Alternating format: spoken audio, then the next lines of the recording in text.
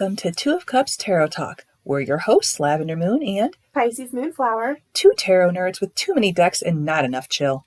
So grab your favorite drink and settle in for some card slinging, symbol spotting, and maybe a few laughs along the way. Hello everyone, welcome back to Two of Cups Tarot Talk. This episode we are going to take a look into our yearly tarot spreads. Both Pisces and I do a spread at the beginning of the year or the end of the year previous to see what we have to look forward to in the next year. And what we're going to do is look at 2024, reflect on it, and then take a look at 2025 and look into the future of our spreads.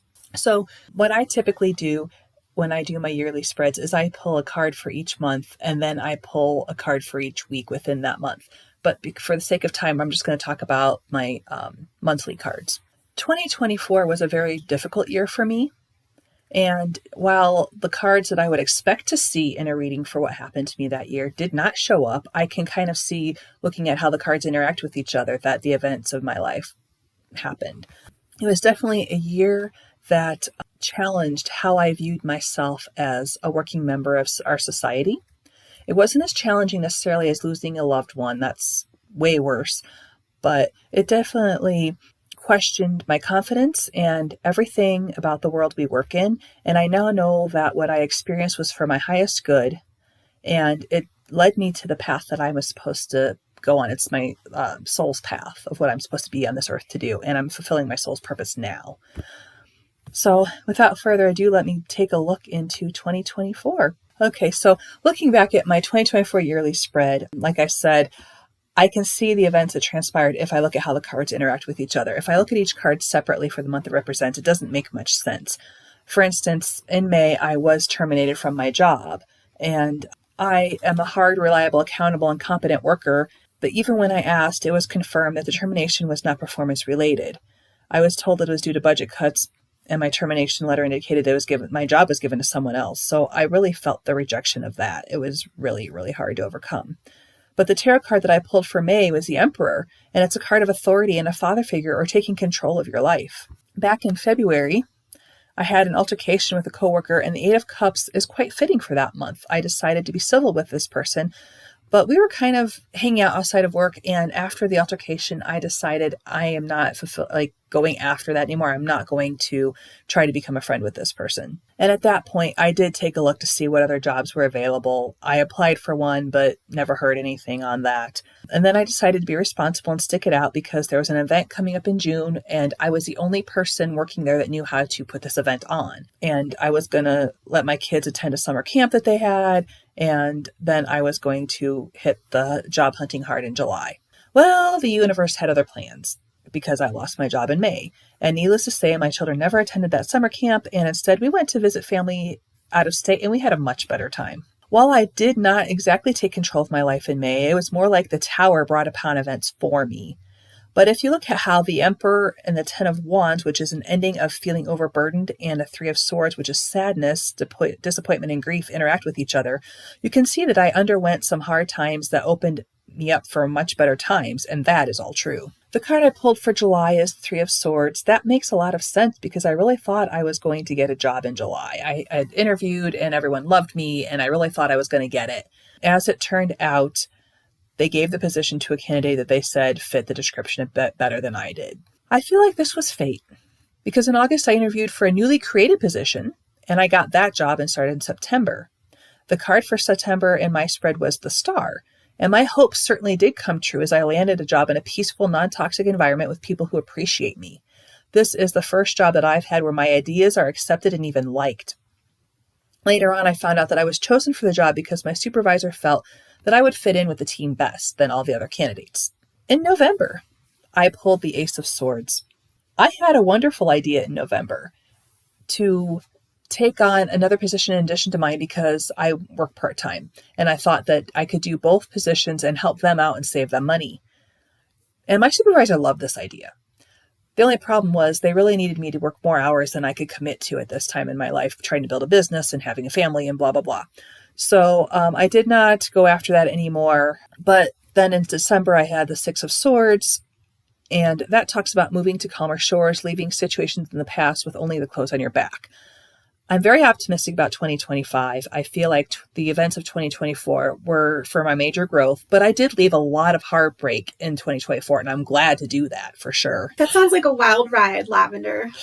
And it was awful, but I'm so glad to be past it. I bet. So I didn't do a reading for 2024. 2023 kind of started an emotional roller coaster leading into 2024 being a dumpster fire, and completely forgot to do my yearly reading. So I'm going to go over my 2023. My first card, and I do mine a little bit differently than Lavender Moon. I do a card for every month, and then I do an overall theme for the year. And so in 2023, for January, I got the Five of Swords, which I read as conflict, battle, regret or loss, falling out. And for the month of January, my company had a big meeting. We all thought it was going to be just a regular business review. It turned out to be a meeting where we were told we're doing layoffs. This meeting over the next 3 days will be you as leaders meeting with your groups and deciding who you're letting go of. And some people in this room may not be here at the end of this process as well. How scary is that? Oh my gosh, I was so scared, so nervous, and just like this sense of dread about having to decide whether someone's career with our company was going to be over or not, as well as including mine. Mm-hmm. And we were also told as leaders that we would not get a phone call in the morning unless we were being let go, because they needed us to let go of our people and then they would let us go. So also kind of a not so great way to do things. But so I ended up getting a call. Oh, were you just petrified? Yeah. So February 1st, I'm like all like shaking in my shoes. And our chief medical officer is actually the one who called me, interestingly enough, because my boss she had decided that rather than let people go, she was going to retire. And he was asking me not to leave the company, but to take on more responsibility. So, well, no wonder why I never saw you. Right. I was such a bad friend in 2023. I was like all over the place. But so for February, I got the Seven of Swords, and I take that as being strategic. Mm-hmm.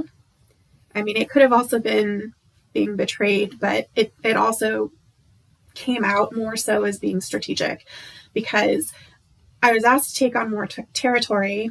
Colorado, Wyoming had never even been to those states, with 5 new managers, 10 new locations on top of the 7 locations I already have in Arizona. And everybody has just gone through this experience. They're scared. And it was this whole thing of like having to like connect with these people, mostly remotely, flying in and out once a month for a week at a time, figuring out their skill set. Their previous leadership was completely different. They all had different levels of knowledge, different thoughts on how things were supposed to be done, not necessarily even the way that the company expectations were. So I had to be really strategic with my time and my training to be able to mentor these different people, get them on the right track, get the locations kind of moving forward in the right direction, and stay on top of the people that I oversee in Arizona.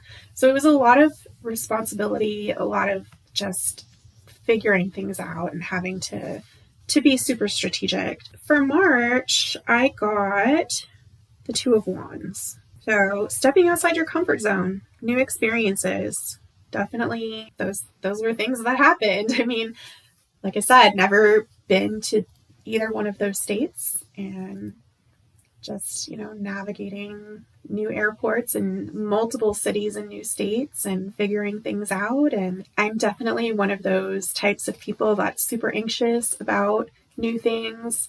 I feel the fear and do it anyway, but there was definitely a lot of being outside of my comfort zone. But if I remember correctly, you did find places that you really enjoyed in Colorado and in Wyoming both. Oh, for sure. Wyoming is beautiful. I definitely liked Colorado more. And of course, I found some really great shops. Had some really great readings done over the last 2 years. Ritual Craft is a great shop. If you're in Colorado, check them out. They did not pay us to say that, by the way. No, I just really love them. Like, such a cool shop. Like, has such a cool vibe. If I had a shop, that's what I would want it to look like. Had a big hearth in the center of the store with like all their candles and pictures and various things set up in the middle. Well, that sounds amazing. I also, in March, went to Florida to see family. There were some definite complicated things that happened.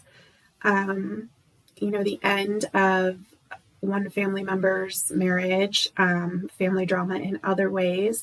But those experiences happening also pushed me to step out of my comfort zone in another way. I had conversations with my mother that I had previously not been able to have, and to speak my heart and my truth.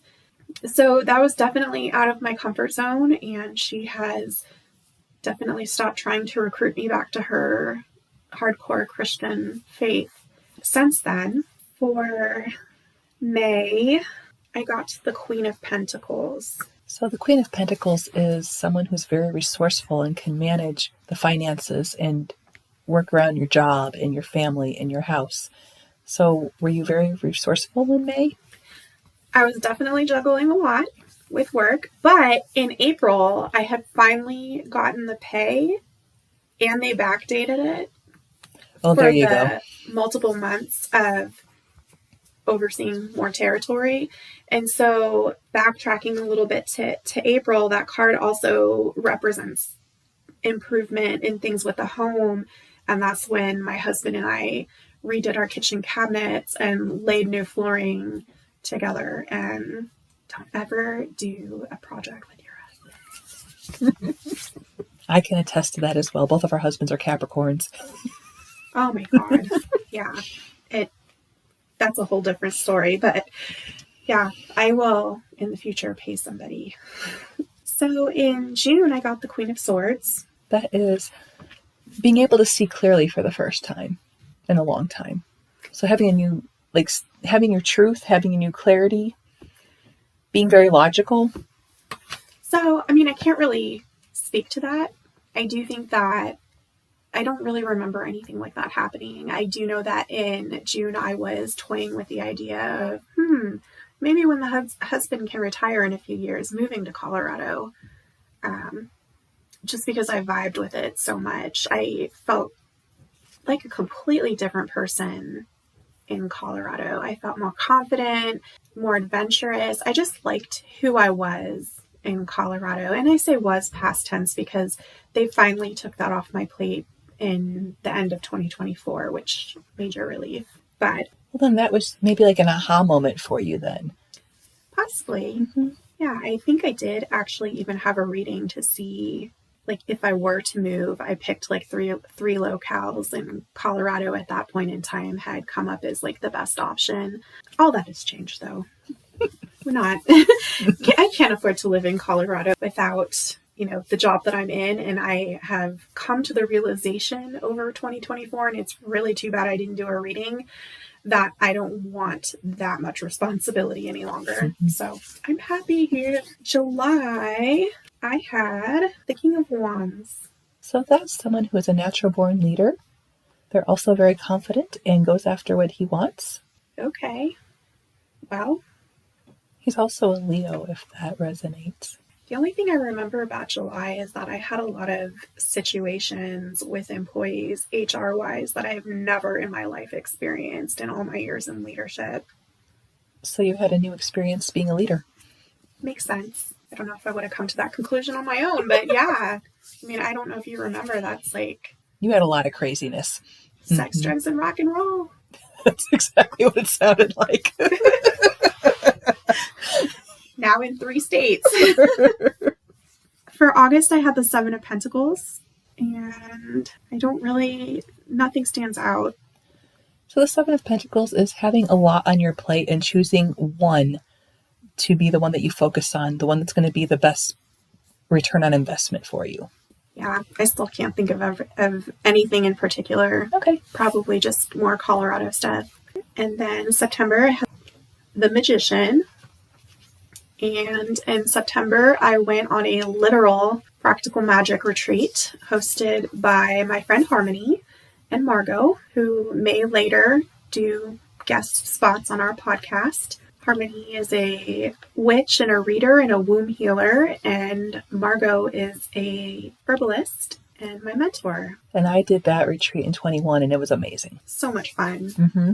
For October, I got the Devil.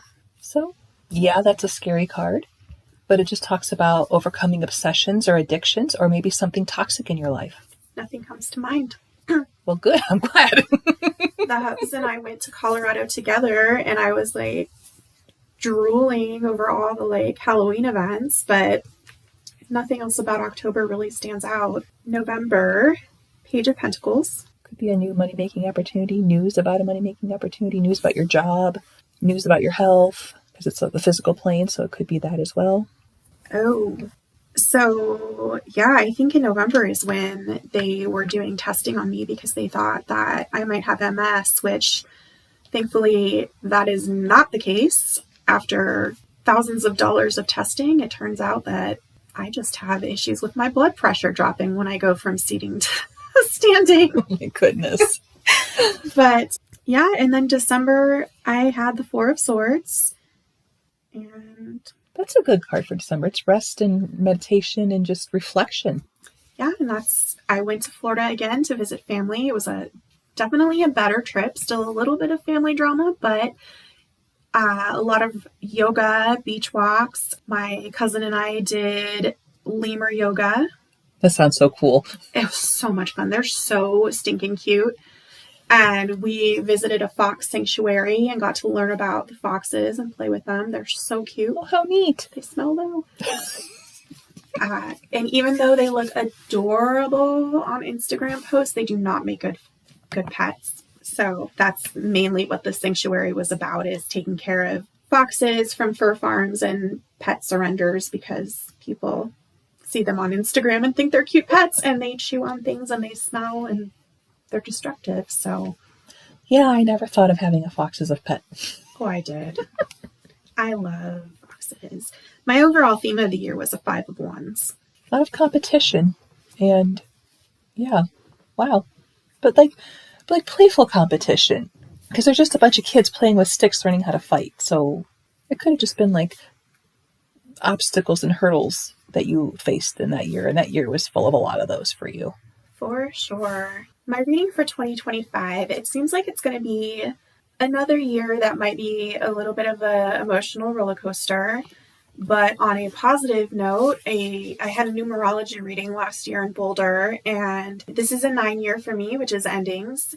And it should be the end of a lot of my struggle per her reading. So that's exciting. 9-year. My cards this year are the Hermit and the Moon.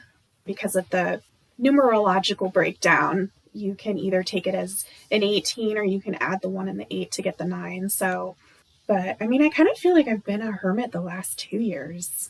I mean, traveling, yes, but 2024 was a year of hibernation for me, big time. What's interesting is the overall year or card for the year is the Hermit as well. It's a 9-year for everybody in the whole universe. Interesting. For January, I got the Lovers, which can be about partnerships and alignments. And even though the idea was birthed for this podcast around November, beginning of December, we put a pin in it until after winter holidays. And in January is when Lavender and I really kind of started having our meetings to put plans in action and figure out what we were going to talk about. And so that's what I'm taking the Lovers to be for January. That sounds good. Mm-hmm. February, I had the 6 of Swords.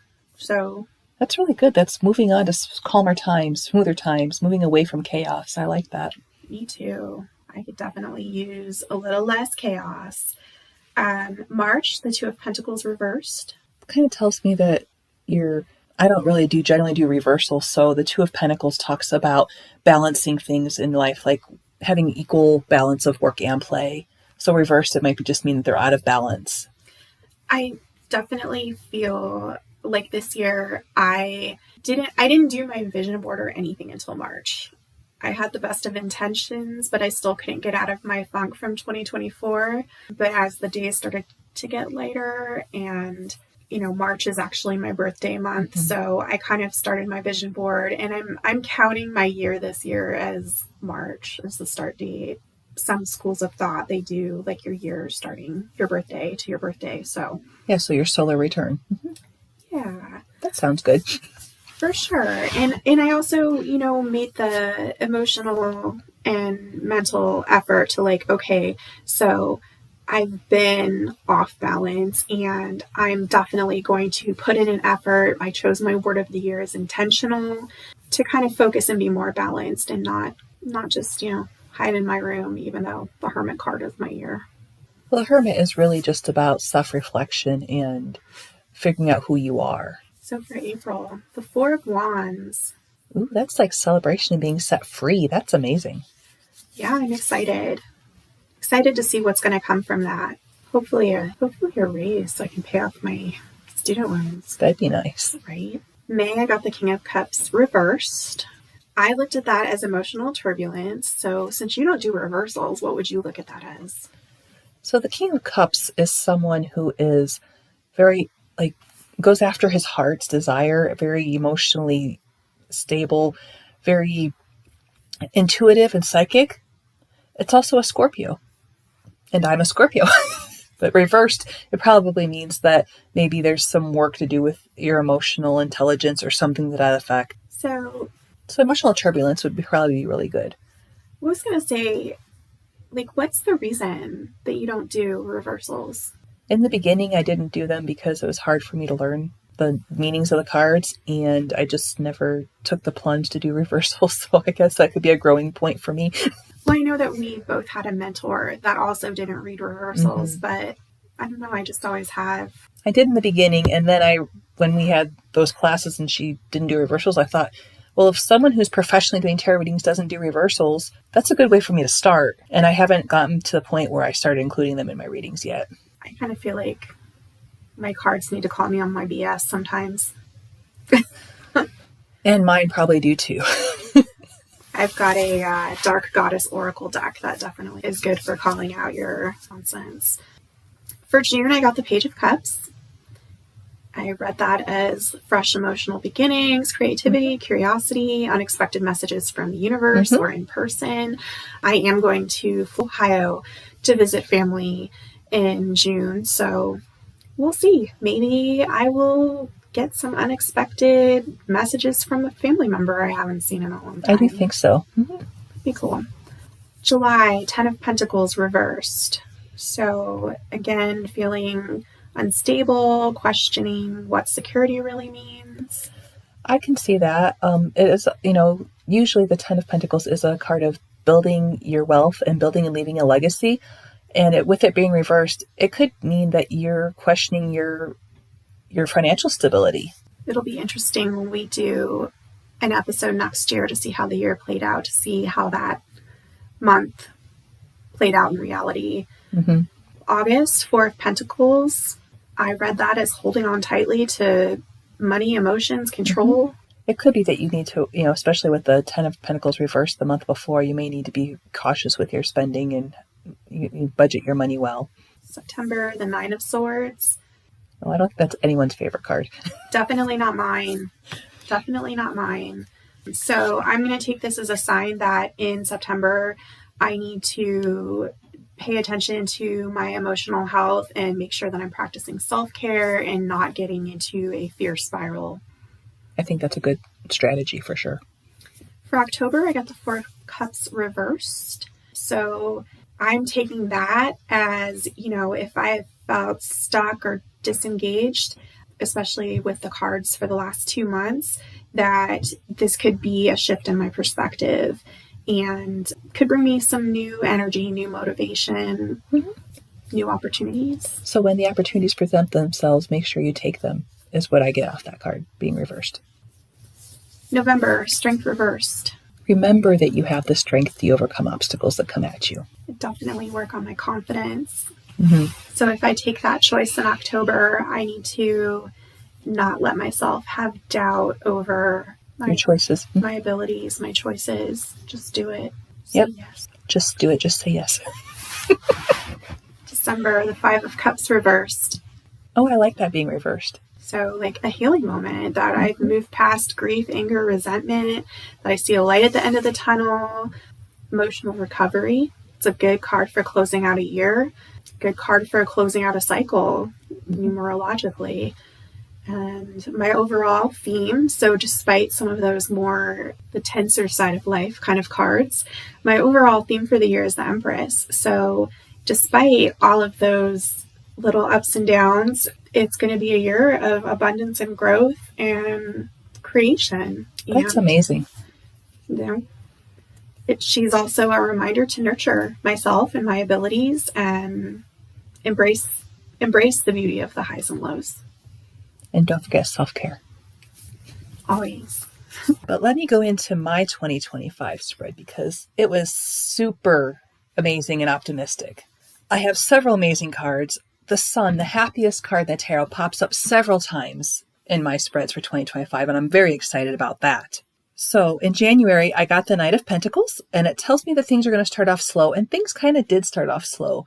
Things were just like, I felt like kind of humdrum and the same old routine. And even events that I attended were very slow in January. I was barely lucky to get my vendor fees back. But then it's also a card that says that, you're planting the seeds for many good things that you're manifesting. So in February, it shows the end of feeling overworked with the 10 of Wands. I don't know that that was true. I didn't feel like I had an ending of being overworked. But in March, I got the Knight of Swords.